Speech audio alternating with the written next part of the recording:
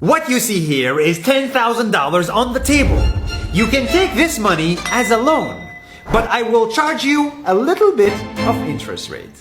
Like most people, you take the money and you go buy a nice car. But in 10 years, it's time to pay me back. And because of interest rates, now you owe me $20,000 and not 10. You will say, I don't have money to give you.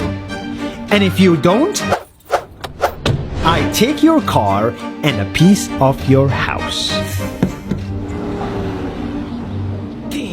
This is how debt works. And after 3 years of traveling the world, I noticed that this is exactly what China is doing. For example, take the small island nation of Sri Lanka. This developing country needs money and China has a lot of it. So Sri Lanka took billions of dollars in Chinese loans. It was easy money just there to be taken. And with that, they built skyscrapers, highways, airports, and shipping ports. The country grew and prospered. But few years later, this easy money came with interest rates, and Sri Lanka was so much in debt that it couldn't pay back China its money. And the only way out was to give China control of what they had built. In other words, Sri Lanka lost a piece of its home to China because of debt. This is the Chinese money trap. And it's a real thing I saw all over the world.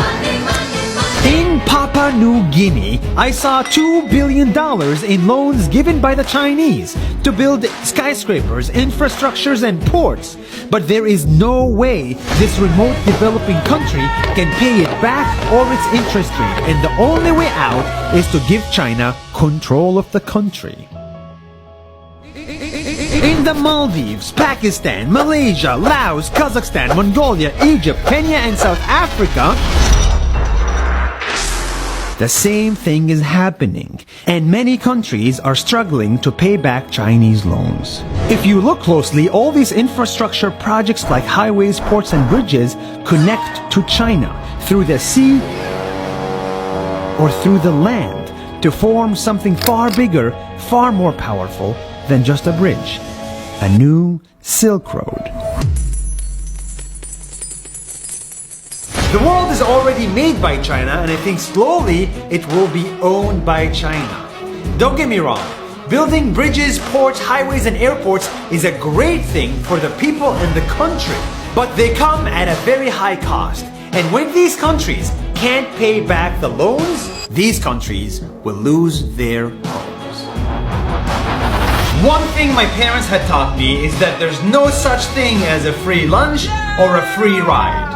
So if we're not careful with our money or other people's money, then we better start learning Chinese. 下周见。